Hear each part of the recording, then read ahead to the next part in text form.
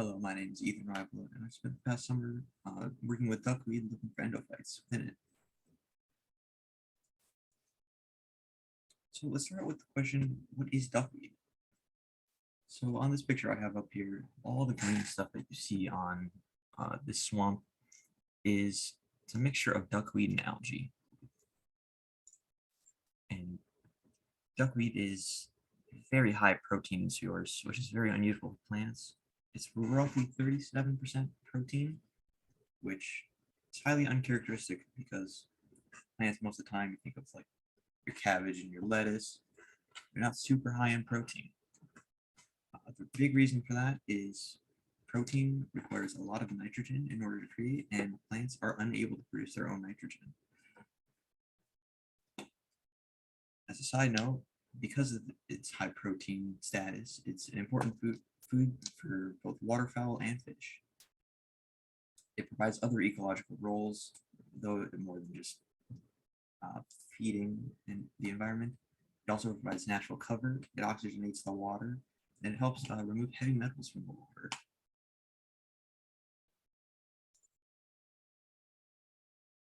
It does have other applications, though. The big two that are most relevant to humans would be its biofuel production capabilities and then its wastewater treatment. I'd like to start with the wastewater treatment, as that's sort of tied into the last slide. So while it does remove heavy metals, it's also able to remove coliform bacteria and other chemicals that can be harmful. It's been used in sewage water and it seems to be pretty promising. As well as that, the biofuel production capabilities of it are also great. The high starch accumulation in duckweed allows it to be useful for the production of substances such as ethanol, butanol, or other forms of biogas. And this is a large part due to how fast duckweed can grow. It has an incredibly quick growth cycle, and most of the time it can double in somewhere around 3-ish days. And then this table here I have from Ziegler has the doubling times, the relative growth values, and also the relative yield, which is an interesting value to know, because that's the time after 1 week, how much material was there. Lower is better for the doubling time, and you can see in some cases, such as with lemon minor, it's just barely over at 36 hours. So I mentioned a little bit earlier endophytes, and I'd like to explain what that is. So the literal translation of endophyte means within plant. They are bacteria that live between the cells of a plant. They have a symbiotic relationship, and the most commonly heard of one is between legumes and rhizobia. Legumes are just your beans, like your soybean is the most common one, which is also coincidentally a very high protein plant. And that's because of rhizobia. Rhizobia fixes nitrogen for it in exchange for sugars. And this added nitrogen allows the soybeans to accumulate more protein. And then some previous work that was done by Mike Wilson and Nathan Tivendale suggests that there is an endophyte within Spirodella, as it was able to grow in a nitrogen lacking environment.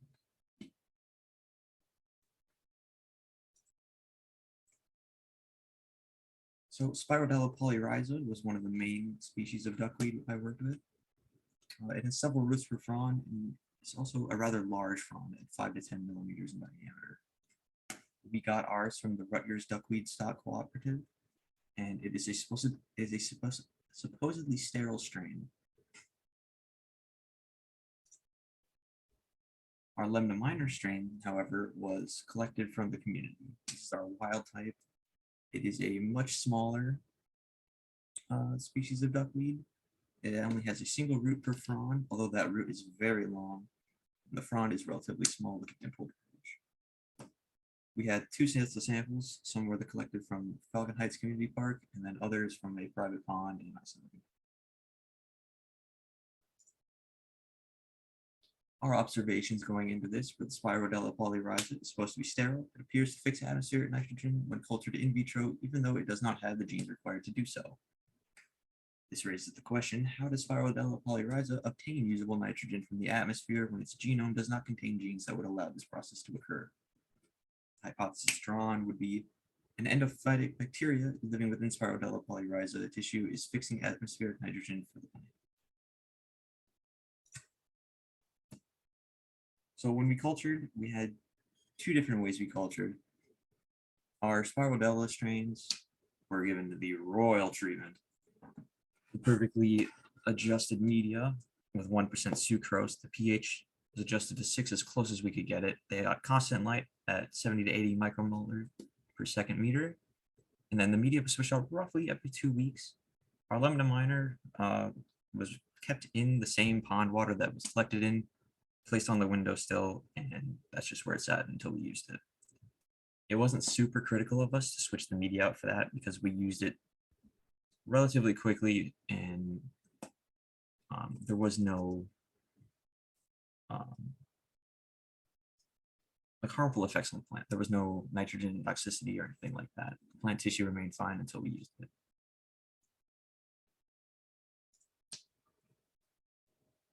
So actually looking for the endophytes, we had two separate tracks that we went down for this. We looked for prokaryotic DNA in the tissue, and then we also tried to culture the endophytes from the duckweed tissue. The DNA extraction part was done using used PCR, looked for the 16S rRNA gene, and then gel electrophoresis to confirm whether or not we were able to find that. And then culturing for the endophytes, we used 3 different media types, YMA, DTS, and TSA, all 3 of which I will talk about shortly. So those 3 medias I just mentioned. Yeast mannitol agar is a rich media with high sucrose levels and can be used for isolating acidophilic bacteria. That rhizobia bacteria, the endophyte with legumes and beans that I mentioned earlier, has been seen to be able to be cultured on this media, which is the big reason why I chose it. DTS media is a low nutrient media, which makes it selective. However, it's been used to isolate other symbiotes, particularly from the roots of polyrhiza. The tryptic soy agar is just a broad-span general media that is commonly used for isolating. It is a rich media, which means everything grows on it, basically.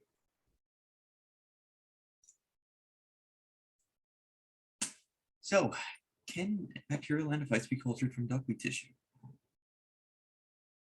The prediction was if polyrhiza is sterile, then there will be no growth, while the wild lambda minor strain will show bacterial growth. Independent variables for this were the different strains, whether they were wild or lab grown, and the dependent variable was the bacterial growth on the plates.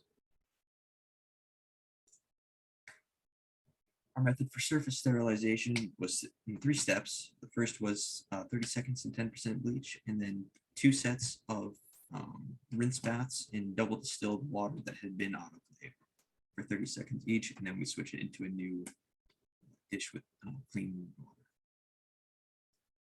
For the plating, we did that surface sterilization. We then flash froze our culture using liquid nitrogen and then crushed it. Plant material, we did our best to filter out as much as we could before plating it. And we also took part to dilute to 1:10 ratio in order to just make isolating colonies a little bit easier. Because of this, we ended up with 9 plates total. Each of the medias had 3 different plates. So the YMA had 1 rinse, 1 non-diluted, and 1 diluted plate. Then the same went for DTS and TSA as well. All of these were incubated at room temperature. So here I have some of the plates that we collected. Right in the middle, we have the original plate. This one you can see has some markings on it. That's from the subculturing, but it has a variety of stuff on it. There were, I believe, 4 different types of bacteria we thought would be on this plate.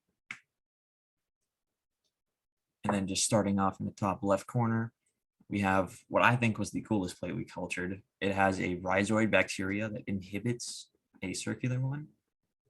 And I would like to look into this further, just like as a side project, because when cultured individually, they appear to be the same. So there could be some interesting chemical stuff going on between them. And then going down to the bottom plate, we have where the problems of this project start to show up. That is one of the rinse plates, and there are cultures growing on it. We had a very hard time maintaining surface sterility and verifying it, because even when we left the duckweed in the media until it or not the media, when we left duckweed in 10% bleach until it turned white for another trial, we ended up with contaminants on our rinse plate still.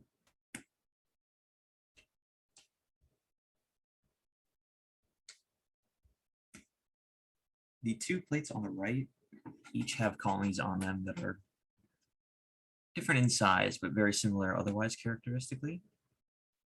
And they're just examples of our pure cultures that we were able to get. It is important, though, to note, while we did have contamination on our rinse plates, there was far more variety on our within our pure cultures than there were on those rinse plates, which suggests that there are endophytic bacteria. Here's just a table with, these were all of our most of our subcultures, just showing some of the common characteristics, and there's a lot common between them.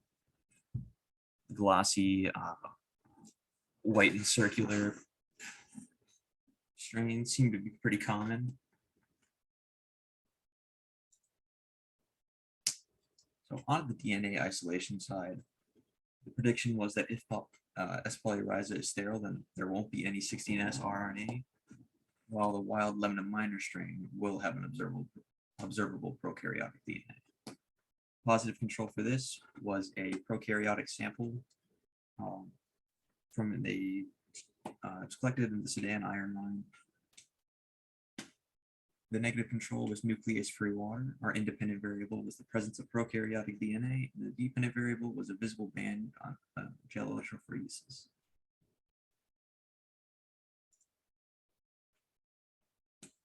Our methods for DNA extraction, we once again sterilized in 10% bleach and rinsed twice. We flash froze using liquid nitrogen, and then we followed the mobile microbial DNA isolation kit. Our PCR we ran using an Eppendorf master cycler gradient. We used very general primers, 27F and 1492R. And then a Takara premix. We used X-Tac master mix. And then in the top right, we have the program ran with the master cycler. So it was 3 minutes at 95 degrees Celsius, 30 seconds at 95, 30 seconds at 60, minute 30 at 72. And then those last three were repeated 30 times before it was spent 5 minutes at 72 degrees Celsius and then held at 6. Gel electrophoresis. Our gel was made using 0.75 grams of ultra pure agarose, 15 milliliters of 1x TAE, 3 microliters of ethedium bromide, and then we ran it with 20% loading dye, put 4 microliters per well, and then at 100 volts for 18 minutes.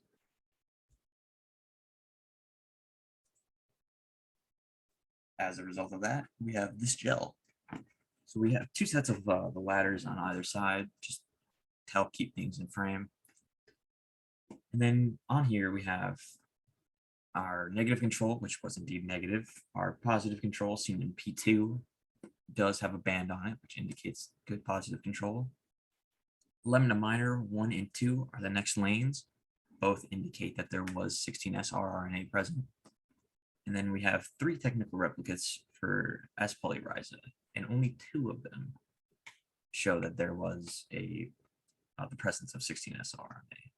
This could be because of pipetting error or just the wide variety of problems that could have occurred during this process. But having 2 of the 3 technical replicates give us rRNA makes me feel pretty confident saying that there was some. Interesting of note, though, is there's 2 bands for S. polyrhiza, which means we could have multiple endophytes there. The conclusions this leads us to is that both Lemna minor and Spirodella polyrhiza have endophytes. We just weren't able to culture the Spirodella ones. Could be a variety of reasons. We could have been using the wrong media types. It could just be a very hard culture. I'm sorry, a very hard bacteria to culture. And then another one is that the standard practices to surface sterilize for both Spirodella polyrhiza and Lemna minor weren't always the best. There's much room to be improved. Since we had that contamination in the rinse plates, we should look at going exploring new methods. And that leads me to what I'd like to do moving forward. Starting off with reworking the surface sterilization method into incorporating either 70% ethanol solution or just some other way to guarantee that the surface is sterilized. And then along with that, I might just be a little bit paranoid about the surface sterilization, but I'd like to rerun DNA extraction on the surface sterilized water. Instead of using only nuclease-free water as a negative control, I'd like to use that surface sterilized rinse water. And then from those pure cultures that we got from the culturing, I'd like to identify those, which we could do either using 16S rRNA, getting that sequenced and identifying it that way, or just through looking at the individual colony morphology. Either one I think would be great, and I would like to look at those further.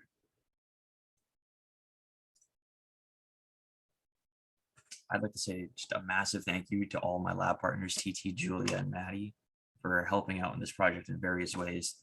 TT especially, he did a ton of the subculturing with me and took notes on it all. And then Mike Wilson just